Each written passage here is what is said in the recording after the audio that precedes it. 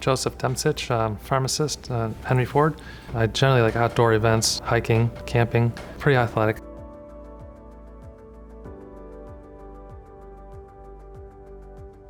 Almost 10 years to the date of my first stroke. I got up for work, walked in the shower, and I felt my left arm contracting and tingling. And the next thing I knew, my leg went out and I fell down in the shower. My wife heard me struggling, and I was trying to talk to her. I had to concentrate very hard to even enunciate something that was even comprehensible. And she called EMS, and they came, scooped me up, and brought me here to Macomb. So we were able to recognize that he was having a stroke, and we were able to coordinate with our CAT scan, radiology department, our lab department, neurologists, our neurointerventionalist, Dr. Rahman, get all the testing that we needed to get done very quickly.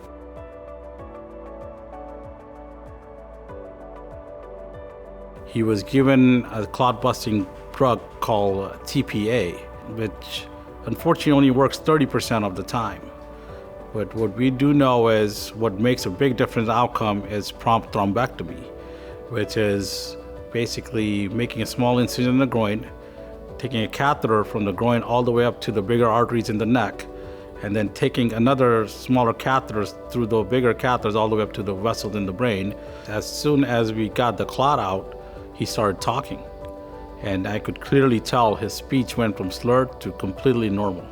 When they were doing the procedure, it was like a symphony. Now everyone had their role and they were doing it.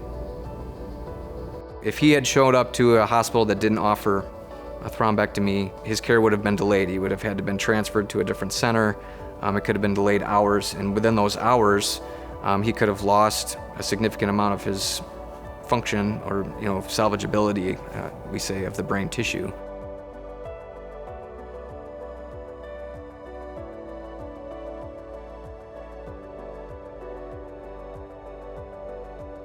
Well, the carotid artery brings the blood up to the brain, and normally it splits as just a normal, like a Y. Well, mine went Y, but it made a sharp right turn. After we have recognized it was caused by a carotid web, I treated his carotid artery with a balloon and a stent across.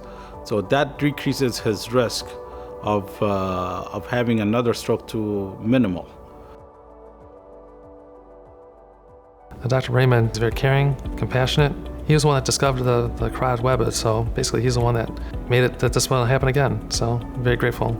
Not even a month, I'm hiking major trail at very high altitude, no problems. In fact, when he called me, I was like, you'll never guess where I'm at. I'm in the middle of Bryce Canyon, literally on the canyon floor.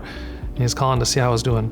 It was beautiful, and I was thinking I wouldn't have been able to see this had I not, gotten the care as rapidly and as well as I did. I mean, I would have missed it all.